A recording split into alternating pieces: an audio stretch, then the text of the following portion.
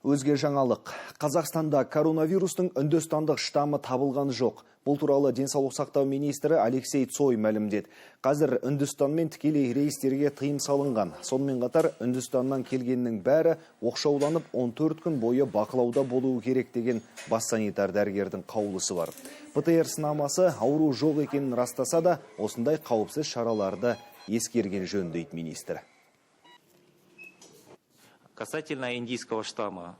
Бүкіл штамм үндістандық, ұлыбританиялық немесе басқалары ПТР сынамасының анықтамасына осал. Қазіргі уақытта елге ПТР анықтамасынсыз келуге тыйым салынған. Елімізде ай сайын вирустарды өлшеу және жүйелеу жүргізіліп жатыр. Қазіргі кезде Қазақстанда үндістандық штамм анықталмаған, дегенмен біз тиісті өлшемдерді жүргізуді жалғастырамыз.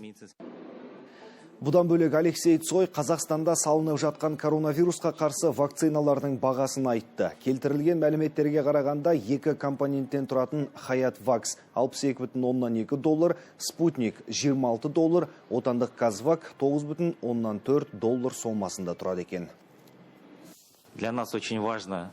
Бізге қысқа мерзімде Қазақстан нарығында вакцинаның қолжетімділігін қамтамасыз ету және адамдарға таңдау жасауға мүмкіндік беру өте маңызды. Өндірушілермен келіссөздер барысында вакцина жеткізуде тапшылық бар екенін білесіздер. Яғни әр өндіруші тиісті лимит қойған. Біздің мақсат қысқа мерзімде Қазақстан халқын вакцинамен барынша қамтамасыз ету. Сондықтан бұл жұмыстар жүргізіліп жатыр және бұл вакциналар елімізде иммундау бағдарламасымен қамтылған.